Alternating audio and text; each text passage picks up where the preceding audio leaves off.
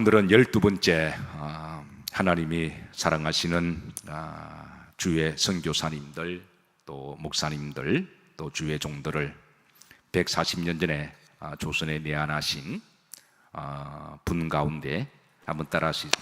사무엘, 오스틴, 마펫. 저는 140년 전에 내한하신 이 선교사님들에 대하여 묵상하고 기도하고 연구하고 그들의 삶을 추적할 때마다 신학대학 다닐 때 처음에는 그때 제 마음속에 계속 던지는 질문이 있었습니다. 아마 이런 질문은 아마 여러분들이 처음에 이런 분들을 접하면서 아마 동일한 질문일 거라고 생각합니다. 그 질문은 나에게 이제 산문시로 한번 지어봤는데요. 좀 어설프지만 그리고 이제 마침내 나중에 우리가 다 답을 찾게 되기는 해요. 근데 처음에는 아마 처음에 접할 때는 제가 가졌던 그런 질문을 아마 여러분들도 동일하게 가지지 않았을까 생각하고, 그래서 어설프지만 산문시를 한번 지어봤습니다. 시를 낭독할 때는 조금 분위기 잡아야 되는 거 아시죠? 자, 약간 시인의 감성으로 분위기를 좀 잡으시고, 자, 제목 다 같이 합독합니다. 저들은 왜 조선에 왔을까? 자, 이게 제가 신학대학 다닐 때, 그리고 시간 날 때마다 그 선교사님들을 여정을 추적할 때마다 그분들의 일기를 읽을 때마다 제게 계속 던지는 질문이었습니다. 자, 그 다음 한 소절 읽으시죠. 조선이라는 나라가 어디에 있는지도 잘 알지도 못하면서 한 번도 조선 사람을 본 적이 없으면서도 왜 오고자 했을까? 저들이 살던 부유한 땅, 고향과 부모를 뒤로하고 그 먼 거리를, 동부에서 서부까지 5,000km가 되는 거리를 10일 동안 기차를 타고 동부에서 일본의 태평양을 건너 전기선을 한 달 동안 타서 일본 요코하마에서 조선 제물프로 들어오는 이 먼 길과 험악한 길을 왜 이들은 왔을까? 세상에서 가장 가난하고 각종 전염병이 있는 나라, 정치인들의 무능함과 부패함으로 정치적으로 스스로 쇄국의 자물쇠를 걸어 잠그며 오는 사람들을 환영하지도 않고 오히려 박대하며 오지 말라고 하는 언둔의 땅 조선에 왜 저들은 그토록 눈치를 보며 오고자 했을까? 이게 제가 철없던 나이에 잘 몰랐던 신학대학을 다니며 읽었던, 던지는 질문이었습니다. 그 질문이 생각이 나서 이제 오래전에 적었던 그 산문의 어설픈 시를 다시 한번 끄집어내어서 함께 읽었습니다. 자, 그리고 이제 한참 이렇게 점점점 하는 거로 하고, 자, 마침내 제가 이 질문에 대한 답을 이렇게 저는 찾았습니다. 한번 보시죠. 합독합니다. 결국 저들을 보내신 분은 하나님이십니다. 아멘입니까? 어떻게 공감하시겠어요? 저는 이것이 아니고서는 저들이 조선에 올 이유가 없다고 생각합니다. 아무리 연구를 하고 생각해도 공식적으로 구한말에 조선에 온 선교사님들의 수만 1529명이 됩니다. 기록된 선교사들입니다. 비공식적으로 하면 훨씬 더 많을 거예요. 이는 그만큼 하나님이 조선을 사랑하셔서 많은 사람을 보내주신 것이라고 믿습니다. 그리고 조선에 온 선교사님들은 대부분 그 시대의 최고의 지성인들이며 또 인격적인 분이시고 또 게다가 순수한 분들이에요. 보통 머리가 좋으면 좀 순수할까요? 안 할까요? 제가 궁금해서 물어봅니다. 머리가 좋으신 분들이 어때요? 순수한가요? 아니면 약간 머리를 좀 많이 굴리시나요? 제가 몰라서 물어보는 거예요. 이들은 참 지성적이면서도 참 순수한 분들이세요. 그리고 게다가 열심적이었고 헌신적이었습니다. 이것이 일본 선교에 비해서 조선 선교가 성공한 저는 이유라고 저는 확신합니다. 자, 오늘은 130년 전에 조선에 온 선교사님 중에 12번째 사무엘, 오스틴 마펫 선교사님에 대해서 함께 나누고자 하는데요. 자, 아까 이 3분 질문에 이 질문의 대답은 저는 하나님이 아니고서는 저는 답이 없다고 생각합니다. 저도 한때 하나님 빼고 한번 답을 찾아봤어요. 도저히 답이 안 나옵니다. 무슨 부귀영화를 누리겠다고? 무슨 개인적인 욕심이 있어서 아무런 답이 안 나옵니다. 그런데 마침내 하나님이 보내셨다라고 하는 우리가 답을 찾게 되면 이 1529분이 다 동일한 마음 가지고 조선에 오신 거예요. 앞으로 우리는 그들의 또 여정을 추적하고 살펴보면서 제가 찾았던 답도 확신하는 답이 아마 여러분들도 충분히 다 공감하시라고 저는 그렇게 확신합니다. 자, 우선 이분 어떻게 생긴지 한번 보십시다. 얼굴은 알아야 되겠죠? 예, 잘생겼죠? 예, 잘생겼습니다. 여러분, 미국 사람이라고 다 잘생긴 거 아닙니다. 저는 94년도 미국 갈 때 미국 사람들은 다 키 크고 다 잘생기고 다 이쁘고 다 블론디고 다 저는 멋있는 줄 알았어요. 근데 저보다 키 작은 사람 의외로 많아요. 저보다 못생긴 사람도 의외로 많습니다. 네, 네, 잘생겼죠? 네, 잘생겼습니다. 이분이 조선에 올 때 이분의 나이가 꽃다운 청춘 26살이었습니다. 조선에 오게 된 배경을 좀 보도록 합니다. 19세기에 미국에서 제2차 영적 대각성 Awakening 무브먼트가 일어날 때입니다. 그리고 이 영적 대각성 운동은 이제 해외 선교에 대한 부흥의 바람이 불었습니다. 그리고 그때 은혜 받은 사람들이 어떤 나라든 관계없이, 그게 조선이든 뭐 아프리카든 관계없이 하나님이 그때 성령의 바람을 불게 하셔서 하나님이 이제 여러 나라로 보내게 하시는데, 그 성령의 바람이 태평양을 넘어서 조선에까지 미치게 하셨고, 그래서 그때 오신 대부분의 사람들은 조선 사람이 어떻게 생긴지도 모르고 조선이 어디에 붙었는지도 모르고 상황을 전혀 알지 못하고 하나님이 갈아가셔서 그렇게 오신 분들 중에 한 사람이 바로 오늘 사무엘 오스틴 마펫 선교사님이십니다. 그리고 이 시기에 이제 하나님이 또 귀하게 쓰시는 드와이트 무디 목사님이 계시는데요. 이분이 이제 SVM 단체를 설립합니다. 그러니까 SVM 단체는 이제 외국 선교를 위한 학생 자원 선교 단체입니다.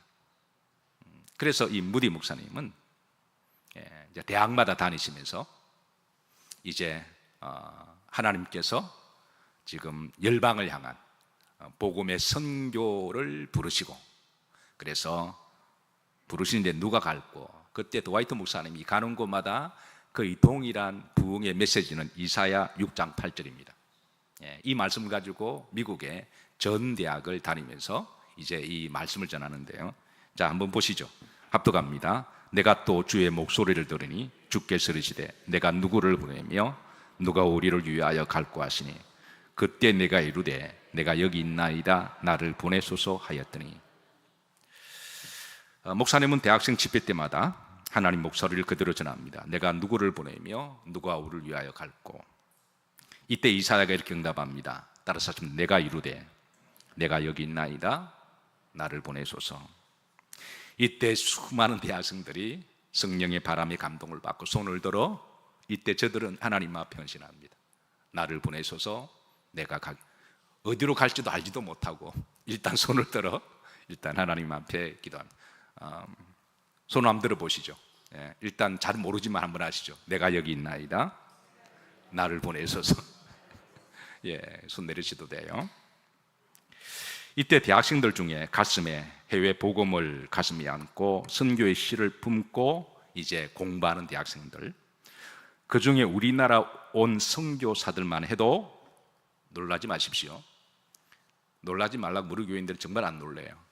가끔 놀래도 됩니다. 놀라라고 한 말인데 안 놀라면 제가 당황스럽습니다. 무려 91명이 옵니다. 예. 여러분 몇 명만 가도 대단한 건데 91명이 와요. 그 중에 미국에서 온 첫 번째 선교사들 중에 이제 4사람만 출석이 하는데요. 우리가 지난번에 호러스 언더우드 목사님 잘 뵀잖아요. 그분도 이 집회를 통하여 오게 된 그런 케이스입니다. 우리가 이 부분은 충분히 우리가 6번, 7번 우리가 특강을 했으니까 지나가도록 합니다. 자, 오늘은 두 번째 사무엘 마펫이라고 하는 목사님인데요. 세 번째는 제임스 겔. 이분은 이제 이번에 끝나면 다음번에 우리가 또 추적을 할 겁니다. 그 다음에 찰스 번 하이즐이라고 하는, 오셔서 다 선교에 한반도에 큰 획을 그었던 분들이에요.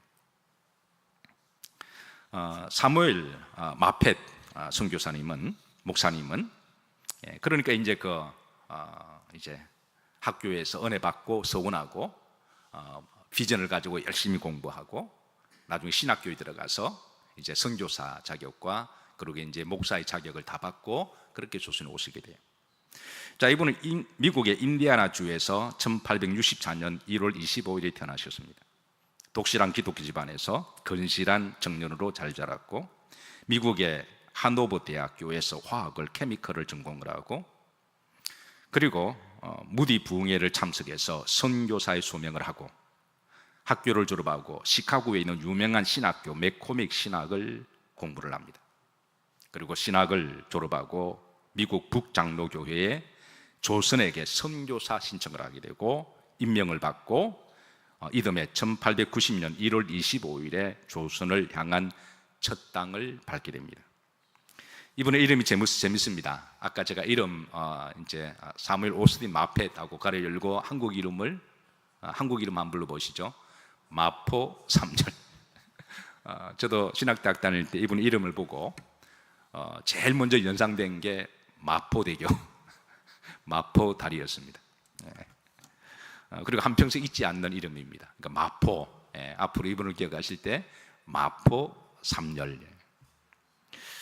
그 당시 선교사들은 대부분 자기 이제 미국 이름과 한국 이름을 이제 비슷한 발음으로 그렇게 이름을 그렇게 짓고, 그러나 그냥 막 지은 게 아니라 한자의 의미를 두어서 이름을 지었다 그랬습니다. 그러니까 이제 마포는 이제 말맞자에 별포, 이제 말을 타고 다니면서 이제 뭐를 펴겠다는 거죠. 그다음 3열은 석잠사에 깃불열로 했습니다. 그러니까 말을 타고 다니면서 이제 조선의 전역에 3가지를 하는 게 본인의 기쁨이라고 그렇게 이름을 마포 3열로 그렇게 지었습니다. 3가지 기쁨은 무엇을 의미할까요? 첫 번째입니다. 다 같이 합독하십니다. 복음을 전하는 선교사로서의 기쁨. 조선의 온 목적도 복음을 전하는 거니까, 그래서 복음을 전하는 기쁨, 이걸 이제 첫 번째 기쁨으로 그렇게 정했는데요. 그런 조선에 오셔서 이제 많은 곳을 걸어 다니시고 그냥 마치 이제 마태복음 13장처럼 어떤 농부가 다니면서 막 씨를 뿌리는 것처럼 그런 비유가 나오잖아요. 어떤 농부가 길을 가다가 그냥 씨를 막 뿌려요. 근데 씨를 뿌리는데 뿌리다 보니까 어느 밭에 떨어져요? 자, 길가 밭에 떨어지고 그 다음에 또 가시떨기 밭에도 떨어지고 또 어디도 떨어지나요? 또 옥토밭도 떨어지고 또 어디에 떨어지나요? 돌짝밭에도 떨어지는 그 비유가 있습니다. 우리가 그 비유를 약간만 생각하면요, 그때는 씨가 비싸였잖아요. 지금은 씨가 그 비싼 편은 아닙니다. 그때는 씨가 귀하고 종자씨는 아무데나 막 안 뿌립니다. 여러분, 종자씨는 농사를 짓는 분은 종자씨는 아무나 한 톨 한 톨을 다 아끼는 거거든요. 근데 농사를 짓는 분들은 이 비유에 대해서 의문을 제기할 겁니다. 아니, 옥토밭에만 뿌려야 될 씨를 그냥 막 뿌리면 그 어떻게 보면 낭비거든요. 근데 성경은 그 귀한 씨를 그냥 막 뿌리는 거예요. 마포 3열 목사님, 선교사님, 조선에 오셔서 말을 타고 다니며 씨를 막 뿌리는 것과 같습니다. 어떻게 보면 이제 낭비 같고, 어떻게 보면 에너지를 막 흡입하는 것 같은데, 이번에 선교의 전략이 그냥 막 뿌리는 거예요. 자, 이분은 조선에 계시면서 많은 전도를 하셨지만 대표적으로 그런 사도 바울처럼 이제 4차 전도 선교 계획을 가지고 하셨는데요. 1차 전도 여행입니다. 1890년 8월 29일부터 6주간 아펜젤러 목사님하고 호머 헐버트와 함께 평양, 의주, 솔레 등을 다니면서 전도를 합니다. 노방 전도도 하고 그냥 막 씨를 뿌리는 거예요. 그냥. 2차 전도는 1891년 2월 25일부터 석 달간 제임스 게일, 서상륜 등과 함께 개성, 평양, 만주, 함흥, 원산 등을 다니면서 또 복음의 씨를 막 그냥 뿌리는 거예요. 3차 전도 여행은 1891년 9월부터 의주 등지를 돌며 전도하고요. 4차 전도 여행은 1892년 5월 6일부터 4개월 동안에 주로 이제 복음을 전하다 보니까 의료 선교사들과 함께 대동해서 그래서 고치시면서 그리고 사람 마음을 열고 그렇게 복음을 전하는데요. 이 복음의 씨는 이제 막 뿌렸는데 놀라운 것은 하나님이 하시는 일이니까 바울처럼 나는 심었고 아볼로는 물을 주었으되 자라게 하시는 분은 누구시다고요? 하나님이시다라고 하는 것처럼 자 그냥 이 마포 삼열 목사님은 그냥 막 뿌리는 거예요. 그냥 막 뿌리는데 그 중에 그 씨가 이제 뿌려져서 나중에 놀라운 열매를 맺게 됩니다. 그 열매 중에 우리가 예상할 수 없는 엄청난 열매를 예상외 마치 이렇게 가시떨기 밭에 열매가 맺힌 것처럼 돌짝밭에 던져진 씨가 열매를 맺은 것처럼 그리고 길가밭에 던져진 씨가 열매를 맺은 것처럼 그렇게 예상치 못한 곳에 많은 열매를 맺는데요. 그 중에 대표적인 한 사건을 소개합니다. 1890년에 마페 선교사님이 평양 지역을 전도하다가 노방전도죠. 그래서 노방전도를 조선말도 잘 하지도 못하면서 어쨌든 그렇게 뜨듬뜨듬하면서 용기를 내고 조선사람 전도를 하는데요.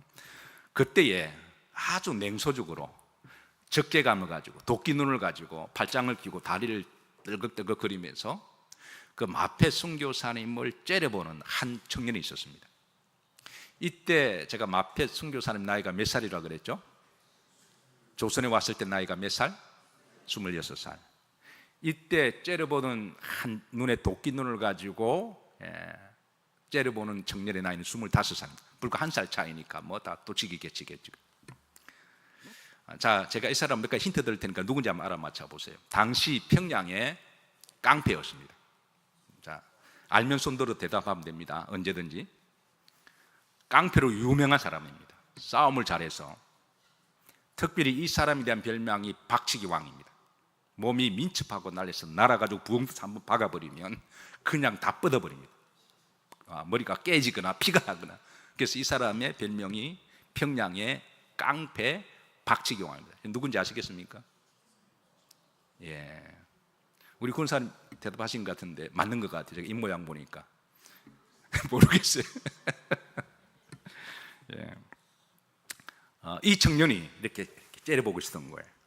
근데 왜 적개심이 많았냐면 이 청년은 다혈질적이면서도 또 한편으로는 어이없음이 있어서 당신의 조선 정부의 무능력함과 부패한 반감을 가지고, 그러니까 무능력하기도 한데 부패한 조선의 정치인들에 대한 극도의 정오심이 있어서 동학운동에 몰래 가입합니다. 그래서 그때는 이제 암조직이었죠. 동학조직이. 그때 교주였던 최시형이 조선에 들어온 일본 놈이나 청나라나 로스케 놈이나 서양 놈들이나 다 똑같아. 다 조선을 집어삼키기 위해서 온 놈들이니까 미국의 선교사, 말만 선교사 또 똑같은 이렇게 이제 교육을 시킨 거예요. 그러니까 그 어이없음이 많은 그 젊은 청년이 미국에서 왔다고 하는 이제 그 노방의 전도를 하니까 이제 적개심을 가지고 다리를 떨면서 보고 있었던 거예요. 그러고 나서 이제 째려보다가 돌을 들어가지고 집어 던졌는데 그 돌이 턱에 맞아 턱뼈가 다 나가버립니다. 자, 누굴까요? 이 사람이 평양의 박치기 왕 이기풍이라고 하는 청년이었습니다. 여러분 들어보셨죠? 나중에 우리 한국 교회에 엄청난 하나님을 끈 분입니다. 아이러니하게도 마치 이 가시떨기에 자라는 한 알의 씨와 같은 사람이고, 하나님이 또 이렇게 두 사람을 만나게 하세요. 돌을 던졌는데 그냥 아마 정말 맞추려고 던진지는 모르겠지만 정통으로 맞아가지고 턱뼈가 다 어지러지는. 그래서 이기풍도 뭐 겁이 났든지 하여튼 도망을 갑니다. 워낙 몸이 민첩하니까 도망가고, 또 마펜 목사님도 이렇게 턱이 나가면 피가 흘리면 또 잡을 생각도 안 해요. 세월이 지났습니다. 5년이 지났습니다. 이기풍 젊은 청년, 나이가 30살이 되었을 때 어느 날 밤에 한밤중에 잠을 자고 한밤중에 불을 끄고 자려고 그러는데 갑자기 방 안이 환하게 빛이 비춘 거예요. 마치 사도 바울이 담에서도 빛이 비춘 것처럼.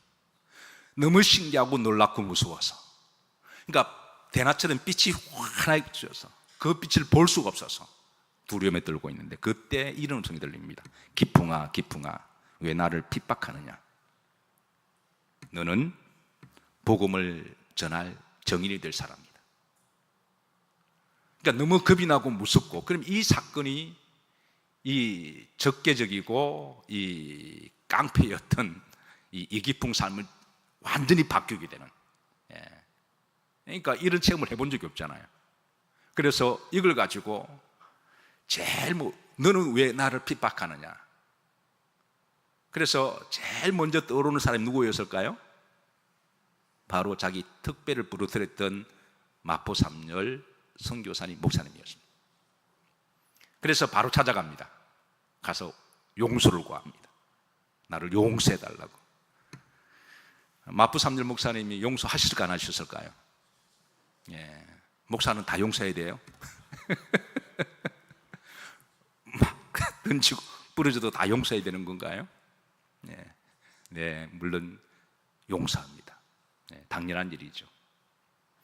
그래서 오히려 기쁨을 가지고 용서하고, 그래서 이기풍 젊은 청년이 이야기합니다. 내가 이러이러한 일을 경험했다. 그러니까 이게 무슨 뜻이냐? 그러니까 이제 하나님이 너를 주의 종으로 불렀다. 그게 불과 1살 차이입니다. 그리고 이제 3년 있다가 그의 나이 33살이 되었을 때에 그때 평양신학교를 입학합니다. 우리나라에 1901년에 세워진 최초의 평양신학교입니다. 근데 이 평양신학교를 세운 사람이 누굴까요? 눈치가 있는 분은 대답할지어다.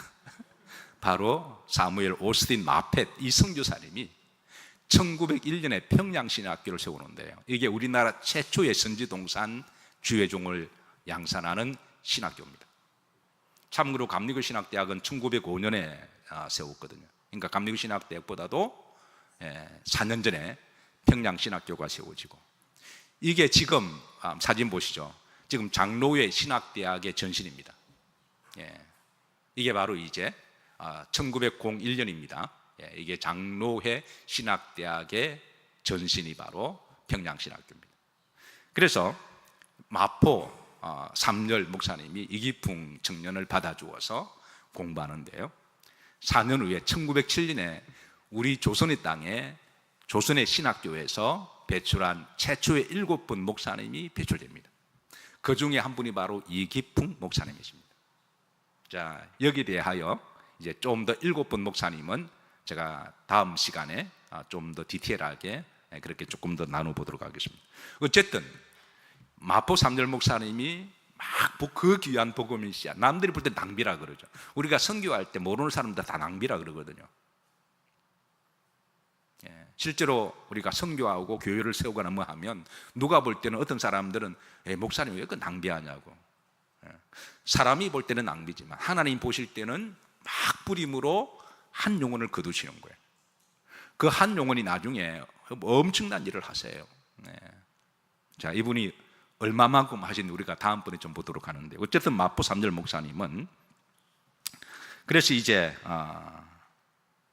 한국에서 놀라운 일을 하시는데요, 자, 이 마포 3열 목사님의 선교의 목회 정책은 네비우스 선교 방법입니다. 한번 따라서 하죠. 네비우스, 이게 유명한 선교의 방식인데요, 따라서 하죠. 자전, 자립, 자치, 이게 이제 네비우스 선교 방식의 핵심 사상입니다.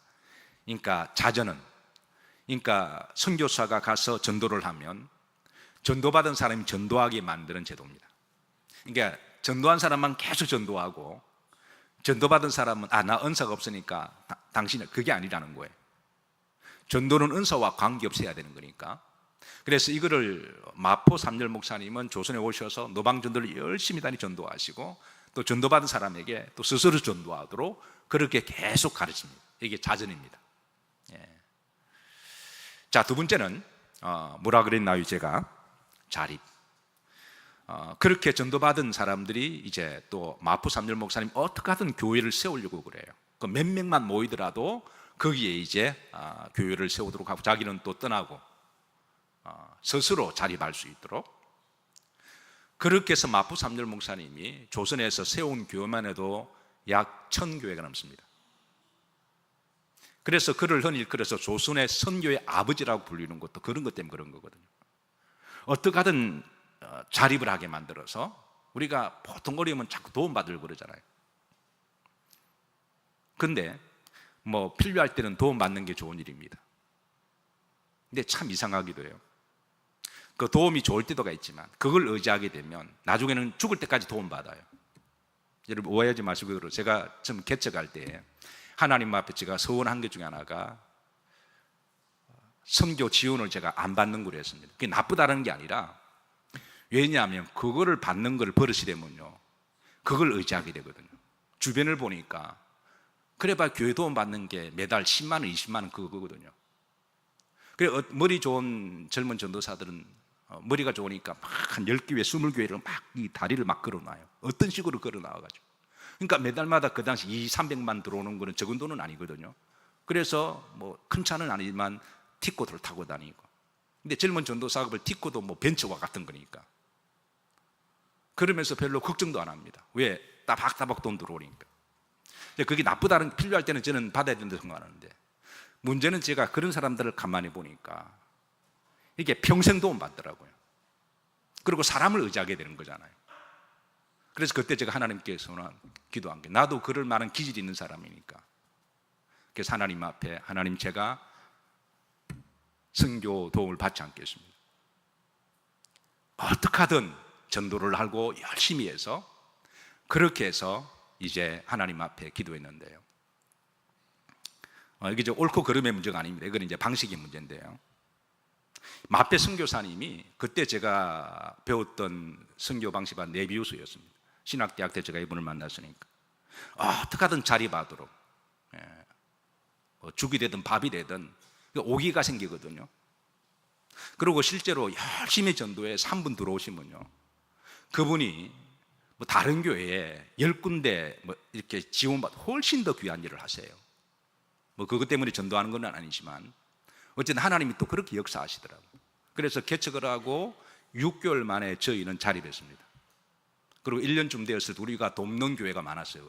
개척교회지만 그래도 우리가 선교를 또 많이 했습니다. 마페 선교사님의 선교교육은요 자립이었습니다.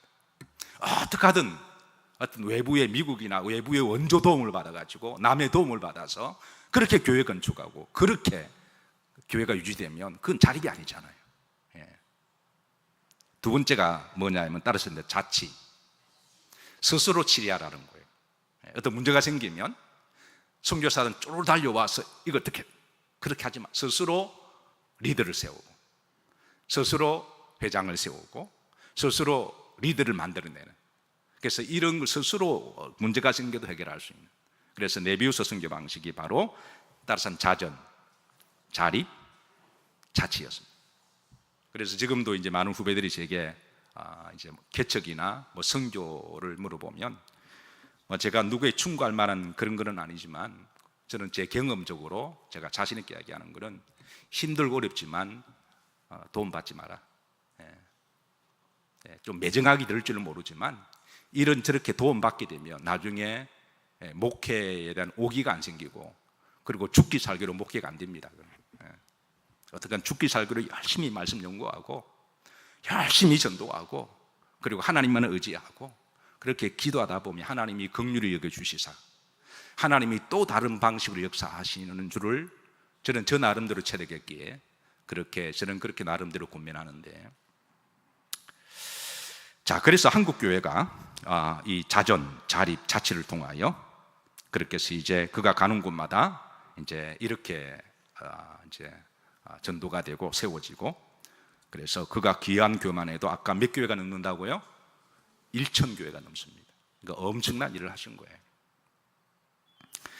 자, 두 번째 기쁨은 교육을 가르치는 교육자로서의 기쁨, 삼열. 두 번째 열은 교육의 기쁨이었습니다. 마포 삼열 목사님은 당장 전도는 이렇게 전도로 두고, 백년지 대계의 조선의 미래를 위한 전도는 교육으로 봤습니다. 그리고 특히 어린아이들, 아이들을 교육을 시켜서, 뭐 쑥쑥 안 자라잖아요. 기본적으로 몇십 년은 걸리는 거니까 그 어린아이들부터 교육을 시키는 거예요. 그래서 그가 대표적으로 세운 학교가 바로 평양신학교고요. 그리고 또 그가 세운 길 1897년에 숭실학당을 세웁니다. 여러분 많이 들어보셨죠? 숭실만 들어가는 학당. 그리고 그 해에 숭실중학교를 세우고요, 1903년에 숭의여학교를 세웁니다. 그리고 1905년에 숭실학당을 숭실대학으로 성격을 합니다. 왜냐하면 1897년에 세웠던 아이들이 계속 자라잖아요. 그리고 또 이제 대학생들도 하면서, 그래서 이 숭실학당, 그리고 지금 숭실대학으로 성격이 되는데요. 한번 사진 보시죠. 예. 이게 숭실대학, 전신이 바로 숭실학당입니다. 이럴 때 와 하셔야 돼요. 엄청난 일을 하신 거예요. 숭실의 뜻은 높일 숭입니다. 그리고 실은 뭘까요? 열매실이죠, 당연하게. 그러니까 마치 지금은 힘들게 씨를 뿌리는 것 같지만, 복음과 교육의 씨를 뿌리는 것 같지만, 언젠가는 하나님 역사하셔서 많은 열매를 맺을 것을 바라보고 여기에 교육에 열심을 다하셨습니다. 실제로 이 숭실학당, 숭실학교를 통하여 배출된 인물들 중에 아마 제가 몇 사람을 소개할 테니까 여러분 한번 좀 감탄하셔서 와 하세요. 조만식 장로님, 다 아시잖아요. 정말 우리가 와 해도 될 만한 위대한 민족의 인물이었어요. 조만식 장로님께서 숭실대학을 졸업하셨습니다. 안창호 장로님, 이분도 기독교인이거든요. 안창호 선생도 이 학교를 졸업하시고요. 김마리아, 와 하신 분은 아시는 분입니다. 이분도 여성 지도자로서 대단한 분입니다. 장준하, 이분도 이 학교 출신입니다. 그리고 한국 사람들이 지금 현존 살아있는 이 숭실대학을 졸업하고 지금까지 살아계신 지식인 중에 가장 존경받는 한 사람, 일전에 이제 어느 매스컴에서 가장 존경하는 우리나라의 석학 지성인이 누구냐라고 할 때 뽑힌 사람인데요, 이 사람이 누굴까요? 아마 이름 되면 여러분 잘 아실 거예요. 김형석 교수님입니다. 아시죠? 김형석, 숭실대학 출신입니다. 아마 연세가 지금 한 100살이 좀 넘으셨어요. 오늘 집에 가서 한번 보시면 아마 아실 거, 김형석 교수님이 이 학교 출신입니다. 우리나라에서 가장 존경받고 이상적인 지도자로서 지성으로 한 사람으로 평가되는 사람입니다. 감리교 신학의 총장을 지낸 윤성범 학장님도 바로 이 학교 출신입니다. 그러니까 많은 인물들을 배출하신 거예요. 마포 삼열 목사님은 교육이 백년지 대계인 것을 내다보시고 조선에 더 많은 학교가 세워지도록 많은 운동과 후원을 하셨는데요, 그렇게 해서 조선에 세워진 학교만 해도 무려 110개가 넘습니다. 엄청난 일을 하신 거예요. 자, 시간 관계상 오늘 여기까지만 하도록 합니다. 계속하면 세 가지 기쁨이 하나로 줄어들 것 같아서 오늘은 여기까지만 하도록 하고요. 다음번에 이어서 또 그가 어떤 기쁨을 가지고 또 한반도에 씨를 뿌렸는지, 또 그 씨의 열매들이 자라서 또 어떤 또 다른 역사를 하셨는지, 그 부분은 우리가 또 다음 주에 우리가 사모하는 마음으로, 기다리고 설레는 마음으로 어떻게 기다려지실까요? 어떻게 사모해 주실까요? 그러게 되기를 바랍니다. 우리 찬양 들으시고 오늘 주신 말씀 우리가 다 같이